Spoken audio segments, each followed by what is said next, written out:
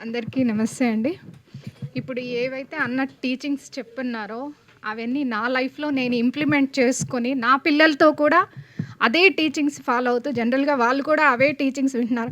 అంటే ఇప్పుడు అంతరంగ ప్రపంచాన్ని చూసుకుంటే బయట ప్రపంచం అట్లనే ఉంటది అన్న ఏ టీచింగ్ అయితే చెప్తున్నారో, అదే నా పిల్లల విషయంలో నేను బయట అనేది చెయ్యలేదు. అన్న ఒక స్టెప్ ఫార్వర్డ్ చేసి ఇది పిల్లలకి యూత్ అందరికీ అందించాలని చెప్పి ఇది మంచి థాట్.